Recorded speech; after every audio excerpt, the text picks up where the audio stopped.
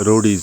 Roadies एक ऐसा समंदर है जो बाहर से देखने में तो ठंडे पानी की लहरों से भरा हुआ लगता है, लेकिन जैसे ही तुम अंदर डुबकी मारोगे तो तुम देखोगे कि 3 मगरमच्छ अपनी मनुष्य शक्ल लेकर पहले से ही अंदर बैठे हुए हैं और तुम्हारे पास चॉइस है कि तुम्हें इनमें से किस मगरमच्छ के पास जाना है। और चाहे तुम किसी भी मगरमच्छ के पास जाओ, तुम्हारी आंतड़ियाँ तो बिखरने ही वाली हैं। तो रोडीज के इस सीजन का नाम है रोडीज कर्म या कांड, जिसमें कर्म का तो पता नहीं लेकिन कांड बहुत हुए।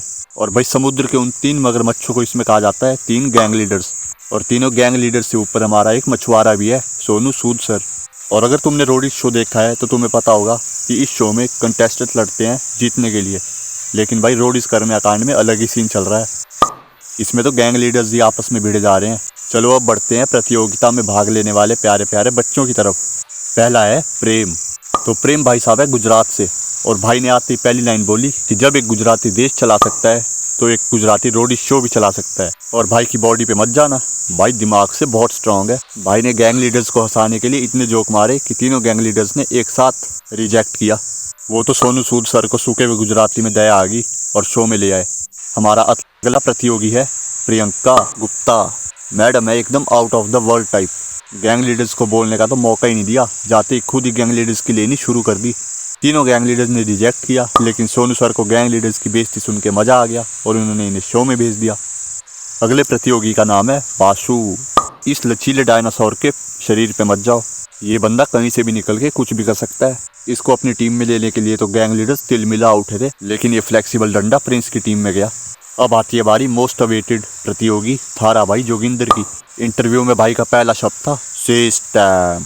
दूसरे प्रतियोगी से पंजा लड़ाने में जोगिंदर जानबूझकर हार गया, और जब इस बात का इसको रियलाइज हुआ तो भाई साहब गैंग लीडर्स के सामने रोने लग गए। मेरी माँ दिया जलाकर बैठी है।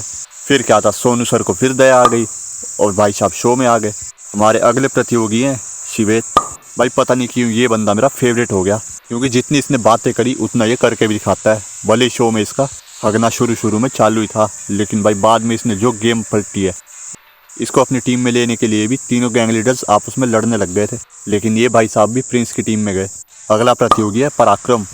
भाई ये दड़ियल भी शिवेत के बराबर का स्ट्रांग है। भाई साहब MMA फाइटर रह चुके हैं। भाई इतना स्ट्रांग रोडी मैंने पहले कभी नहीं देखा।